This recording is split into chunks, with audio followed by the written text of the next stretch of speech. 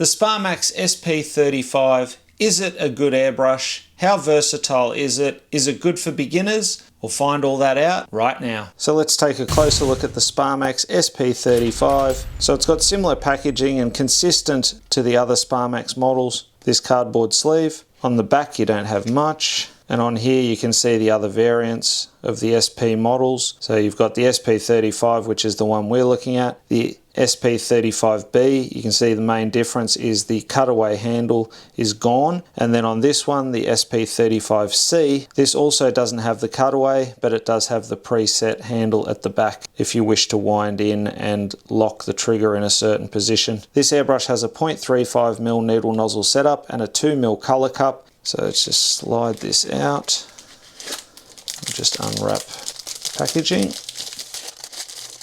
And you can see it comes in this plastic case. I do like the fact that the Sparmax airbrushes come in these cases, although this one's a bit different to the Max 3 case, but still very cool.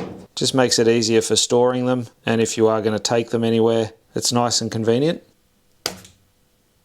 So in the pack, you get this wrench to remove your nozzle. And this adapter here is actually a single action valve adapter. When you hook this up, it'll turn this double action airbrush into a single action airbrush. You get the crown air cap included, so if you wish to swap over to one of these instead. As you know with my videos, I don't airbrush with the air cap anyway, so this for me, I would never even use it. And then the airbrush, you can see that regular air cap on there, nice trigger, fairly smooth. A lot higher than the Iwata, so you're either going to like that or not. I do prefer a slightly lower trigger, but that's still definitely a nice feeling trigger. Some people do prefer the higher ones. The cutaway handle, this will just help to dislodge any blockages, and it feels like a quality airbrush. It doesn't feel like something super cheap. You also get this little cleaning brush. This will be handy to clean off tip drying. Put the brush in some cleaning solution, window cleaner or airbrush cleaner, and just use that to maintain your tip drying. And behind the foam, and let me tell you, that was quite difficult to get out, you get a set of instructions. And these instructions here, as you can see, are the single action valve installation guide, and you also get the exploded diagram, some tips and tricks if you're just starting out with airbrushing. And to remove the lid, it just pops off, and that's meant to be a 2mm color cup. In my opinion, it does seem to be a bit more than that, but I'm just going by what the box says. And then you just pop the lid back on when you're ready to paint, and once you put your paint in. And the air cap, you can remove that to expose the needle. And this one's a 0.35mm needle, and you can see how fine that is. So to start with, I'm going to remove the air cap. I just prefer this. I think it allows for finer detail and easier management of tip drying. Just going to remove the lid, and just using some water-based paint, I'm going to fill up that color cup, or about 3/4 full. Now I'm spraying it around 25 psi. So from a distance, probably about 10 to 15 centimeters away, just spraying a little bit further away to see how it goes with dusting. You can see I'm getting a nice spray pattern. It's nice and responsive. I pull back on the trigger and I'm getting instant paint. Doing lines is nice and easy. It's a very smooth trigger. To go finer up close, move a bit quicker and pull back a little bit on the trigger finger. If I want to go even finer, I can do some dots. And you can see that's no issue at all getting nice fine detail out of this brush. So to fast track your learning, you can definitely check out our online airbrushing course at airbrushasylum.thinkific.com. A little bit of tip drying, but even so,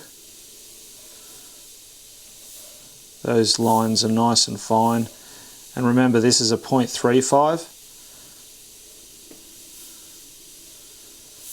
And I'm just using some pre-mixed paint, so it does have some reducer in it.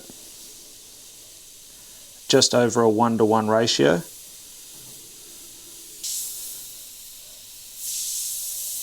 But that's performing really well. Now you can see what I mean by tip drying. There's a little bit on there. So that's just the air drying the paint as I'm painting. So I just carefully pick that off with my fingernails. You can also use the brush that they give you and just carefully brush that over, and that'll clear off any tip drying. If you get a blockage, then that's what the preset handle's good for. Press down for air and just blast it out a couple of times. That'll also let you pump on the paint if you wish, but I just use it to dislodge any dried paint.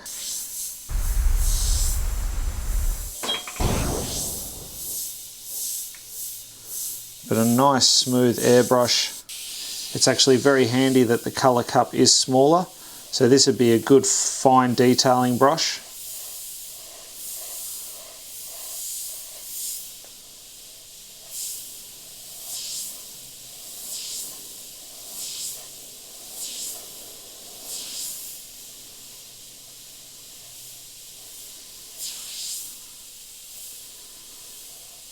Again, some tip drying.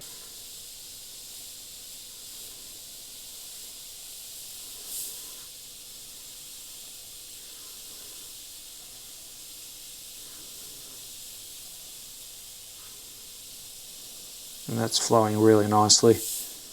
Very happy with that. If you needed a detailing brush, well, this could definitely do the trick. So now what I want to do is test out that single action adapter. So I'm just going to remove this part here, unscrew that, and then screw on the adapter. I'll just do it finger tight. I don't think you're going to need to use the multi-grips again. And then hooking up the hose, I've just got that kinked as well. Best thing to do would be to unplug it so you don't risk damaging your hose, but I've got quite a few of these, so not too concerned.